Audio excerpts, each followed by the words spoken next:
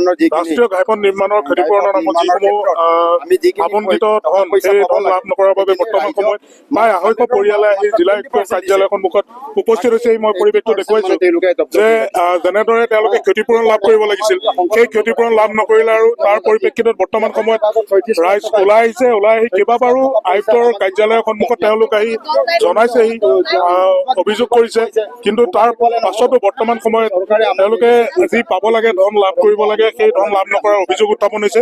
আমি মন্তব্য ল'ম আচলতে কি হৈছিলে, কেইবাগৰাকী মহিলা আছে, প্ৰথমতে জানিবলৈ চেষ্টা কৰিম। আপুনি আপোনাৰ পৰা আমাৰ মানে কি হৈছে, আমাৰ নামত যিটো পইচা আমাৰ মণ্ডল গাঁওবুঢ়া গৈ যেতিয়া জোখ মাখ কৰিছিলে, আমাৰ মাটি জোখ মাখ কৰা নাছিলে, আমাৰ ঘৰহে জুখিছিলে। এতিয়া আমাৰ ঘৰৰ নামত মোৰ 5,75,000 পইচা আছে, মোৰ পইচা 2,35,000 দি থৈ দিছে। আমাক যেতিয়া চহী কৰাইছে এটা চাই কাগজখন ঢাকি ৰখাইছে, কিন্তু আমাক হেৰি কৰিহে চহী কৰালে। এতিয়া যেতিয়া কথাটো ওলাইছে মোৰ 2,35,000 দিছে আৰু বাকী পইচাটো সম্পূৰ্ণ আমাক লাগে। আমি নহলে মাটি কাম বন্ধ কৰি থম। এতিয়া ইলেকশ্যনত কোনো বিধায়ক বা হেৰি আমাৰ গাঁৱত সোমাবলৈ নিদিম। মানে কমলাবাৰী আৰু যোৰহাট সংযোগী দলঙৰ বাবে আমাৰ যিখিনি ৰাস্তা কাষত থকা ঘৰ ভঙা হৈছিলে, এভেকশ্যনত গৈছিলে, সেইটো প্ৰাপ্য আমি মানে সম্পূৰ্ণ আমাক কৰা নাই চৰকাৰে। আমাক মানে 3 ভাগৰ এভাগহে দিছে, 2 ভাগ তেওঁলোকে। কেইবাবাৰো ইয়ালৈ আহিলে, আমি সৰু সৰু বাচ্চালৈ আমি আজি 4-5 দিন হ'ল আহি আছো একেৰাহে। আমি এপ্লিকেশ্যন কৰিছো, MLA ওচৰত গৈছো, DC লগত বহিছো, আমি কথা পাতিছো। তেওঁলোকে 3 দিন 4 দিন কথা সময় লৈছে, বিচাৰিছে আমাৰ পৰা, কিন্তু আজিলৈকে তেওঁলোকে একো কৰা নাই। আজি তেওঁলোকে হঠাতে তেওঁলোকে কৈছে যে আমাৰ পইচাটোত পইচা নাই, আমি পইচাটো মানে ঘূৰাই দিম। শিশু এনেদৰে কোলাত লৈ এইসকল লোক ওলাই আহে। প্ৰত্যেকবাৰে ইয়াত আশা দিয়া হয় যে এই ইয়াৰ যিসমূহ তেওঁলোকে ক্ষতিপূৰণ সেইসমূহ লাভ কৰিব, কিন্তু তাৰ পাছতো ক্ষতিপূৰণ লাভ নকৰিলে। আৰু বৰ্তমান সময়ত দেখুৱাইছো যে তেওঁলোকৰ যি তালিকা, সেই তালিকা হাতত লৈ ইতিমধ্যে আয়ুক্তৰ কাৰ্যালয়ত তেওঁলোকে যোগাযোগ কৰিলে। যোগাযোগ কৰি ইতিমধ্যে কি ক'লে মই আপোনাৰ পৰা জানিম, যি গোটেই সমগ্ৰ বিষয়টো এনেকুৱা হৈছে। আমি কালি আমি সন্ধিয়া যেতিয়া MLA ছাৰক লগ কৰিছিলো, তেখেতে প্ৰশাসনৰ সকলো মানুহ মাতি নি যে ক'লে এই বিষয়টো কি হৈছে। তেতিয়া আমি ছাৰক ক'লো, MLA ছাৰক, ছাৰ আমাৰ নামত ইমান টকা, আমাৰ ধৰি লওক 8,91,000 টকা চেংচন হৈছে, কিন্তু আমাক প্ৰদান কৰিছে 3,56,494 টকা। বাকী টকাখিনি ক'লৈ গ'ল?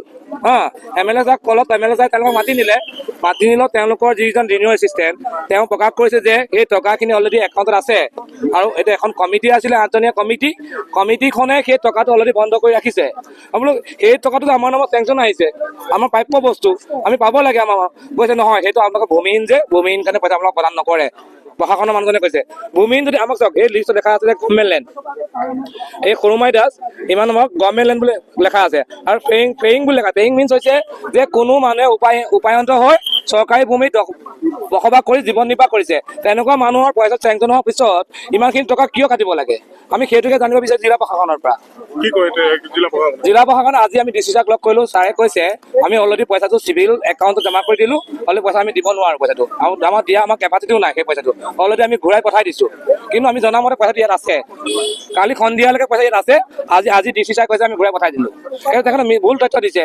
কালি যেতিয়া সন্ধিয়ালৈকে 9টা বজালৈকে পইচাটো আছে, আজি এতিয়া এই 10টা বজালৈ পইচাটো কেনেকৈ ট্ৰান্সফাৰ কৰিলে, কোনটো বেংকে ট্ৰান্সফাৰ কৰিলে, আমাক সেই তথ্যটো লাগে। নিশ্চিতভাৱে বৰ্তমান সময়ত এইসকল লোক ওলাই আহিছে জিলা আয়ুক্তৰ কাৰ্যালয়ত।